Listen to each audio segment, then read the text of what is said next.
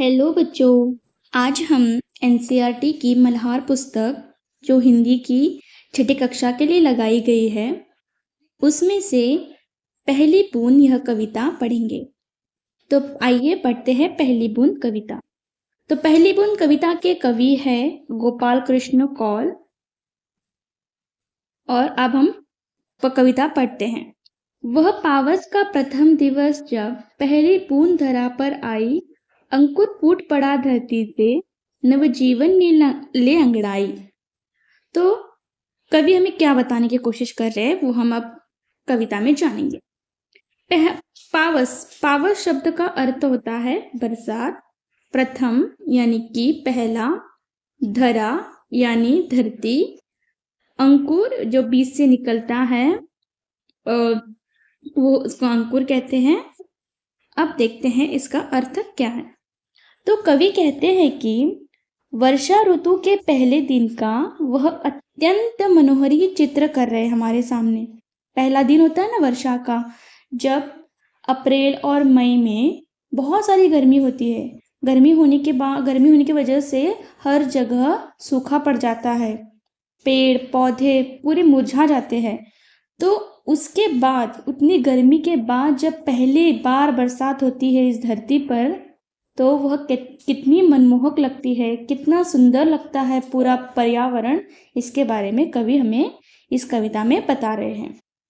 वह पावस का प्रथम दिवस जब, यानी कि पहला दिन बरसात का जब होता है, जब वह बरसात पहली दिन जब धरती पर आती है तो क्या क्या होता है इसके बारे में बता रहे हैं। कवि कहते हैं कि वर्षा की पहली बूंद धरती पर गिरती है, सूखी मिट्टी में पड़े बीज जाग उठते हैं और उनसे छोटे छोटे अंकुर निकलने लगते हैं। ऐसा प्रतीत होता है कि पूरी प्रकृति नींद से जागकर नई ऊर्जा और उत्साह के साथ अंगड़ाइयां ले रही है।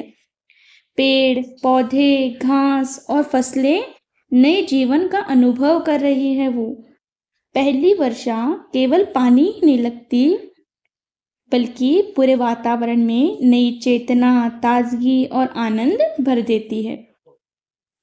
आइए अब देखते हैं दूसरा पद्यांश।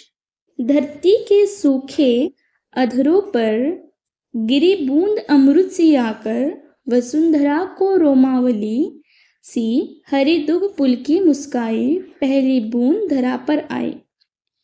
कवि अब देखो यहाँ पे क्या कहते हैं।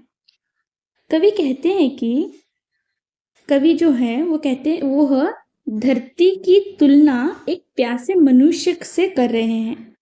जिस प्रकार प्यासे व्यक्ति के होंठ सूख जाते हैं, उसी प्रकार गर्मी के कारण पूरी धरती सूख जाती है। जब पहली वर्षा की बूंदें जब धरती पर गिरती हैं तो वह किसके समान लगती है? अमृत के समान लगती है। यहाँ पर देखिए, यहाँ पे दिखाया गया है गिरी बूंद अमृत सी आकर। तो जब वह बूंदें जब धरती पर आती है तो वह अमृत के समान लगती है। कुछ ही समय में धरती पर हरी हरी दूब उग आती है। यानी कि देखना, अब बरसात होने के बाद पहली वर्षा हो गई तो दूसरे दिन आप देखना वहां पे एक छोटे छोटे अंकुर निकलने लगेंगे बीजों से। तो वह निकल रहे हैं, ऐसा कवि कहते हैं। यह धूप धरती के शरीर के रोमों जैसी दिखाई देती है। पूरी धरती प्रसन्न होकर मुस्कुरा रही है, ऐसा प्रतीत होता है। यहाँ पे है ना, हरी धूप पुल की मुस्काई, इसका अर्थ है कि पूरी धरती खुश होकर मुस्कुरा रही है और चारों ओर हरियाली और ताजगी फैली हुई है। ठीक है, आशा है कि आपको समझ में आ रहा होगा मैं जो आपको बता रही हूं। तीसरा पद्यांश देखते हैं। उसके पहले हम कुछ शब्दों का अर्थ देखते हैं जो दूसरे पद्यांश में था।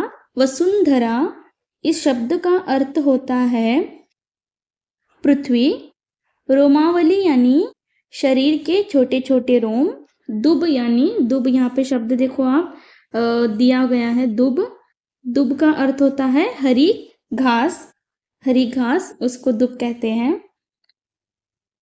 पुलकी, पुलकी, पुलकी यानी आनंद।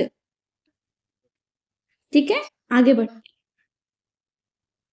आसमान में उड़ता सागर, लगा बिजलियों से स्वर्णिम पर, बजा नगाड़े जा रहे हैं बादल धरती की तरुणाई, पहली बूंद धरा पर आई। तो अब देखिए अब क्या क्या हो रहा है यहाँ पे। अब ये बहुत ध्यान से आपको सुनना है। कवि कहते हैं कि बादल जो है, सागर, जो सागर है ना, पानी का होता है सागर बड़ा वाला, तो वह सागर के समान बताते हैं। बादलों को सागर के समान बता रहे हैं क्योंकि समुद्र का जाल ही भाप बनकर बादल बनते हैं। आपको पता ही होगा कि वर्षा कैसे होती है। तो पहले ज़मीन में जितना पानी होता है वो भाप बनकर ऊपर जाता है, फिर वहाँ पे बादल होते हैं, फिर बाद में बादल क्या करते हैं, एक दूसरे से टकराकर फिर गर्जन होती है, बिजलियाँ होती है, फिर उसके बाद वर्षा होती है। तो वैसे ही यहाँ पे वो कवि कह रहे हैं, बिजली की चमक सुनहरे पंखों जैसी प्रतीत हो रही है। जब बिजली चमकती है ना तो कैसे चमकती है, वो सुनहरा कलर निकलता है ना उसमें से, स्वर्णिम यानी कि सुनहरा। तो बिजलियाँ कैसी लगती है, सुनहरे कलर की, सुनहरे रंग की लगती है। और फिर देखिए, बादलों की गरज नगाड़ों की आवाज जैसी सुनाई देती है। जब बादल एक दूसरे से मिलकर गरजते हैं, हाँ, जब बादल गरजते हैं ना तो ऐसा लगता है, मानो ऐसा प्रतीत होता है कि कोई ढोल नगाड़े बजा रहा है और खुशियां मन रही है, ऐसे लगता है, ऐसा कवि कह रहे हैं। ऐसा लगता है कि बादल अपनी गर्जना से सोई हुई धरती को जगा रहे हैं।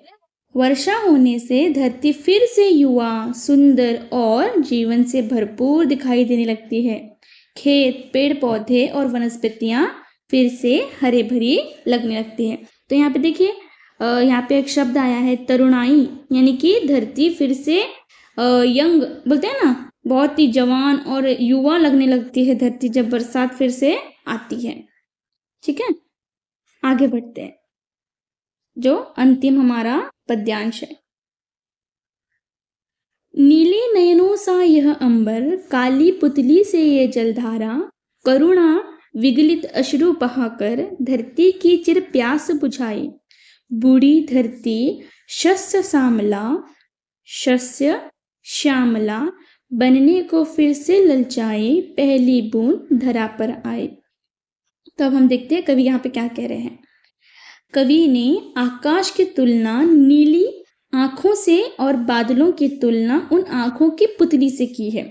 ठीक है, तो यहाँ पे कवि ने क्या किया है, जो नीले नयन, नयन शब्द का अर्थ होता है आंखें। ओके, तो नीले आंखों के समान अंबर को मानते हैं। अंबर यानी कि आकाश, हाँ, अंबर का समान, जैसे कि नीली जो आंखें होती है ना उसको अंबर समान माना गया है। और जो आंखें होती है, आंखों में काली पुतलियां होती हैं, हाँ, काली पुतली से ये जलधारा, और जलधारा को काली पुतली के समान माना है।